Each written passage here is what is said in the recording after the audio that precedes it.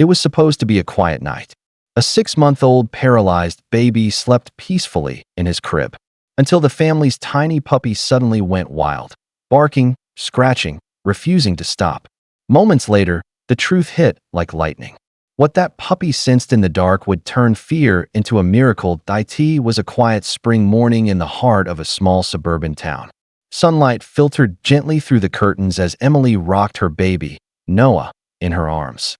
At just 6 months old, Noah had already endured more than most adults ever would.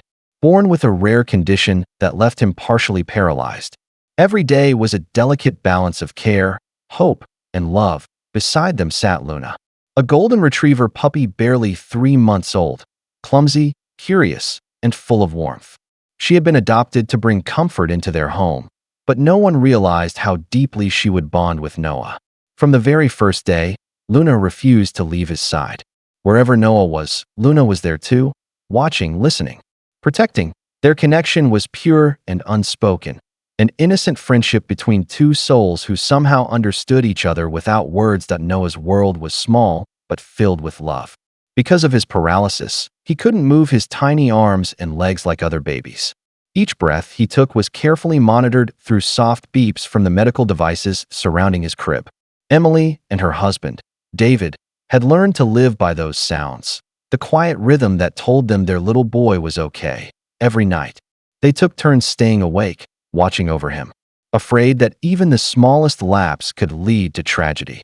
Doctors had warned them about sudden breathing difficulties, so they lived in a constant state of cautious hope. Through it all, Luna stayed close. She would rest her head on the edge of Noah's crib, her big brown eyes watching him with a kind of knowing tenderness. To the family, she wasn't just a puppy anymore. She was part of Noah's fragile world, guarding him like a silent little angel. That evening felt like any other. The rain outside tapped gently against the windows, and a soft lullaby played from Noah's nursery speaker.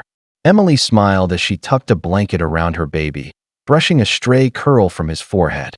His tiny chest rose and fell in steady rhythm. Peaceful, calm, innocent. Luna was there too, curled up beside the crib, her golden fur glowing under the nightlight. She had become part of Noah's bedtime routine, never barking, never wandering off. It was as if she believed her job was to keep watch until morning. David leaned against the doorway, whispering, "Looks like our little guardian's on duty again." Emily chuckled softly. She's more reliable than the baby monitor. The house was quiet. The parents finally allowed themselves to rest, trusting the hum of machines and the gentle breathing from the nursery. Everything was calm. Everything was safe. But sometimes, the most ordinary nights are the ones that change everything. And within just a few hours, this peaceful home would be filled with panic, tears, and something no one could ever explain.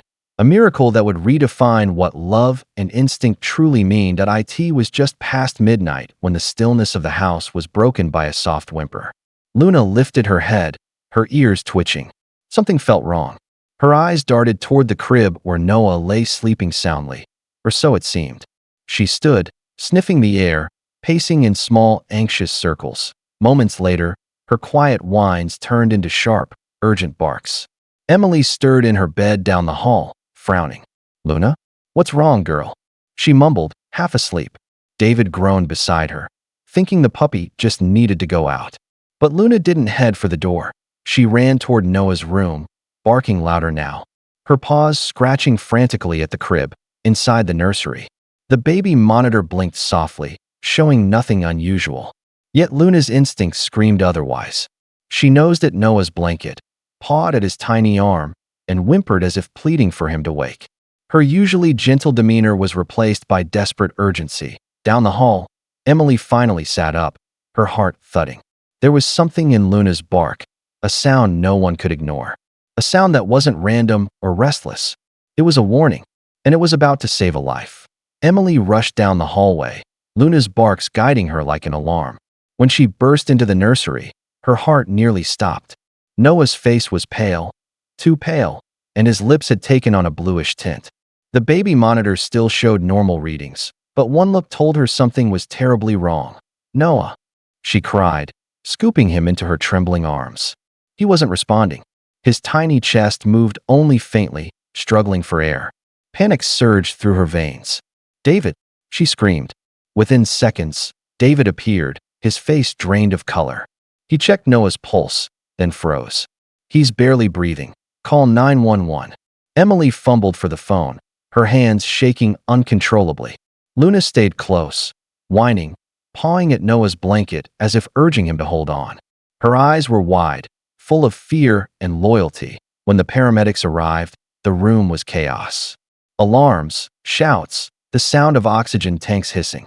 They worked quickly, one checking his airway, another preparing an oxygen mask.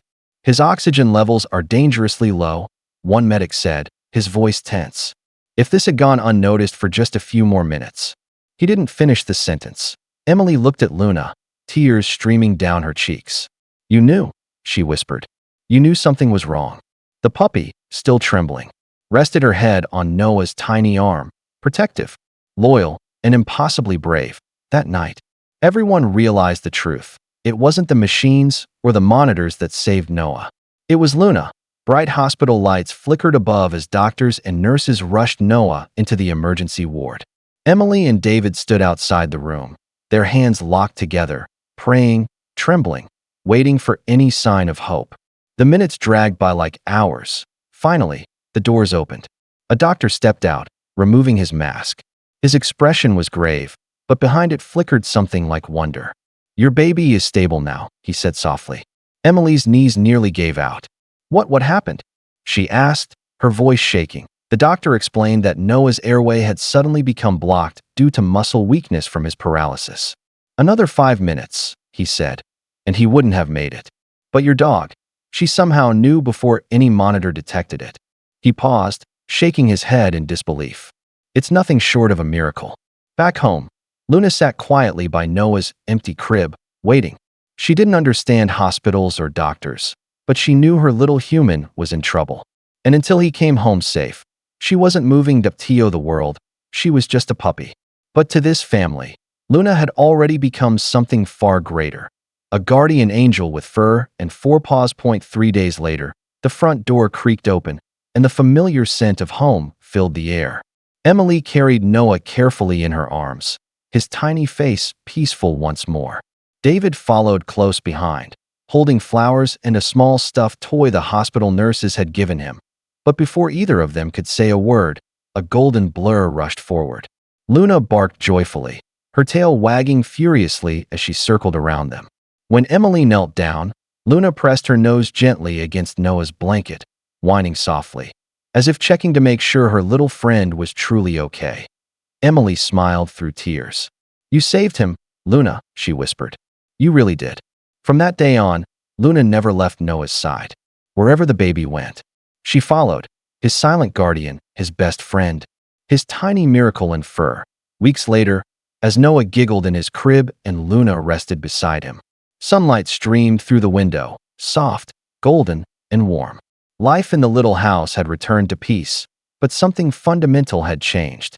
The family no longer saw Luna as just a pet. She was their miracle, a living reminder that love can defy all logic. David often said, "Machines monitor numbers, but hearts, they sense life."